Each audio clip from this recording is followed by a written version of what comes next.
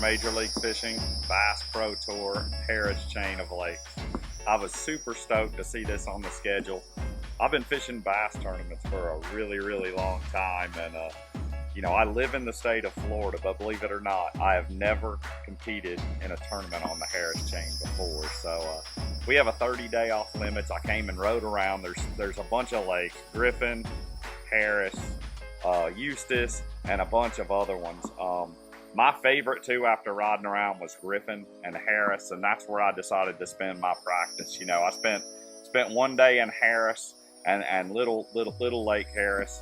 I spent another day of practicing Griffin, and you know, I really had no idea never competing here before, what I was in for. And you know, practice was a little rocky. There were spurts where I got a lot of bites quick, and then there was just like a lot of our practices, I went hours and hours, you know, just doing the wrong thing in the wrong places, trying to make things work. And for me, everybody knows I love to flip and pitch, and you know, I could get some bites pretty regular in Lake Harris, flipping Kissimmee grass.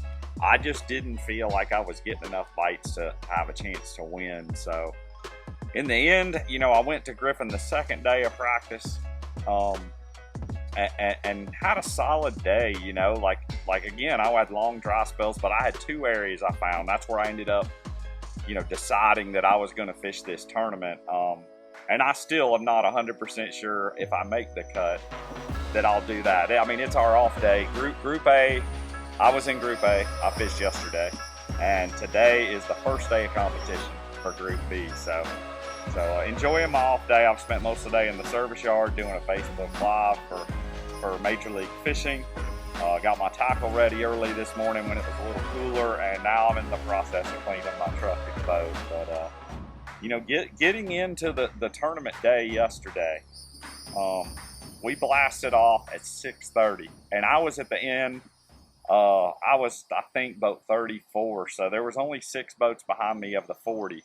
And I was shocked when I got to the no wake zone going to Lake Eustis that, I mean, I didn't see anybody. I saw one boat turn off and stayed in Lake Harris. I saw the majority of the anglers that were around me going to Griffin, and that kind of shocked me that there was that many.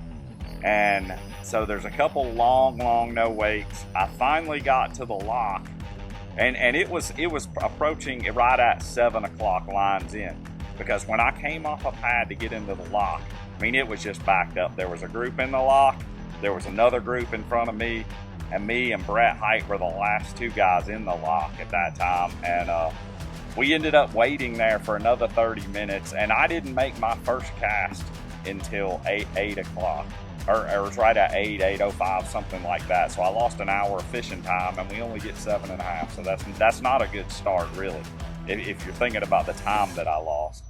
But the funniest story I can tell you about yesterday is we were waiting in the lock, and I was me and Brett were in the back, Crete was in the front, and we all started fishing. I was throwing a frog around, just, you know, over guys' boats, and I mean, we're all just bumping boats. And Jeff catches one, a keeper, a scoreable bass. I think it was 113. And anybody that knows Crete, like, he can run his mouth a little bit. And he started going on about how we were behind, and you know, kind of gloating a little bit about catching that fish. And I kind of told him, I said, you keep on, you ain't going to catch any fish the rest of the day.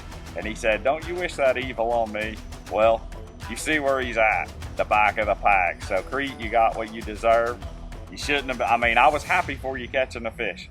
Like, I mean, but you didn't have to rub it in our face. So you deserved it. Maybe you'll catch a few tomorrow. I bet you don't run your mouth if you catch one there tomorrow. So, but you know, as far as my tournament goes, my tournament day, I pretty much fished the entire day in one area, and it was pretty slow. I caught a lot of non-scoreable fish.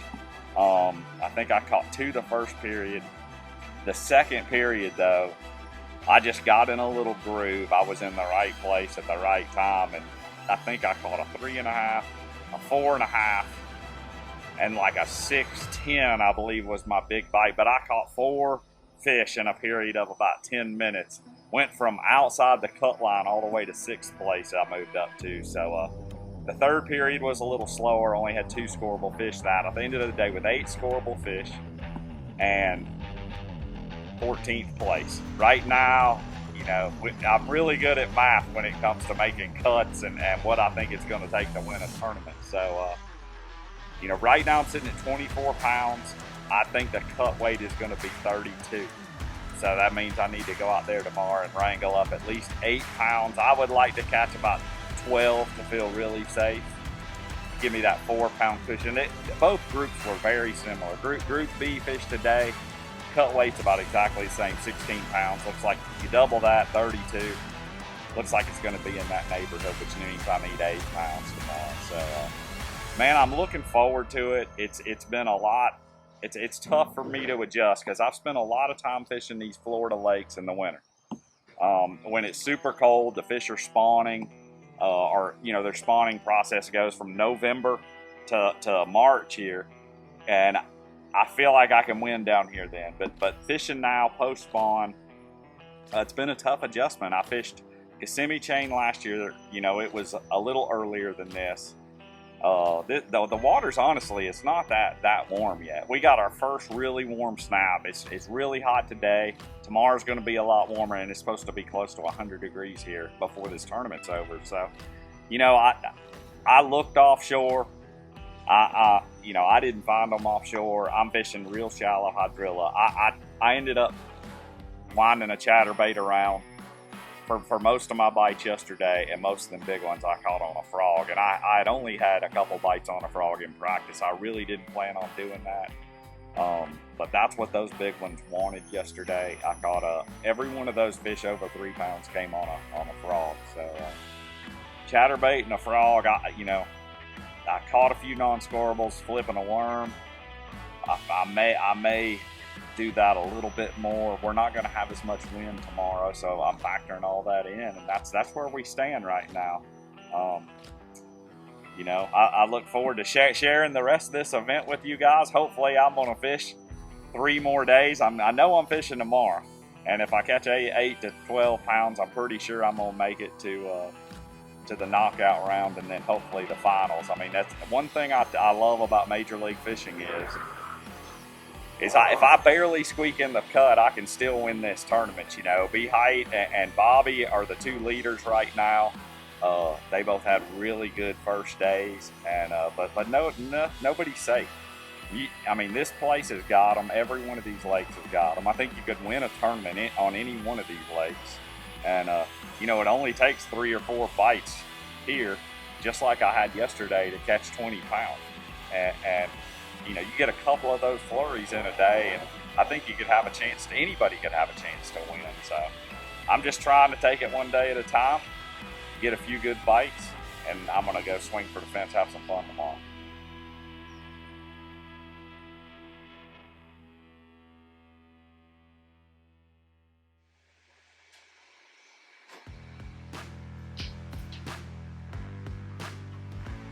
You got that thing rolling? Well, here we are. Welcome to my, whatever this is, ARB&B, or what is this thing? What is this house? A VRBO or? Yeah. VRBO. It doesn't look like much on the outside, but it's actually a pretty cute house inside. It's clean, so it's an improvement over what I used to get earlier in my career. But yeah, mission 1, we got paid. Made it through the first 2 days of this event. You know, made us a little money this week. So I wish I could tell you I felt good about making the finals, but I really don't have a clue what I'm gonna do tomorrow. So I'll probably make that decision. We blast off at 6:30, probably about 6:35 or 6:40 when I have to go left or right. So I'm just gonna try to get a feel for it and make a decision that's going to give me a chance to make it to Sunday. So it's been an interesting week. A lot happened the first 2 days. I'm sharing an area with Greg Benson, who is ahead of me, and it's probably going to go straight there and fish there all day. So I don't really want to share that place with him tomorrow. And who knows who is fishing that in Group B. And I want to go catch some big fish tomorrow and give myself the best chance I can. So we'll see tomorrow, man. We're gonna keep our head down fishing hard as we can. And, you know, it's not a pretty successful week so far for my first trip to the Harris Chain. This has been a decent week. It's been a relaxing day. Didn't have a whole lot of tackle to get ready. My truck and boat was dirty though, so I cleaned that. Now we're just here, fixing to eat, getting a plant, talking to Louie over there. See, she's got it going on in the kitchen, so. That smells pretty good, actually. Yeah, just normal everyday life out here in the Major League Fishing Bass Pro Tour. Oh, we got some new clothes too. I'm double XL now. I used to be XL. I think my boss is telling me I need to go on a diet, so I definitely probably could stand to shed a few more pounds here. So summer's coming up. I usually lose a few pounds this summer because I fish 15 to 16-hour days instead of 12.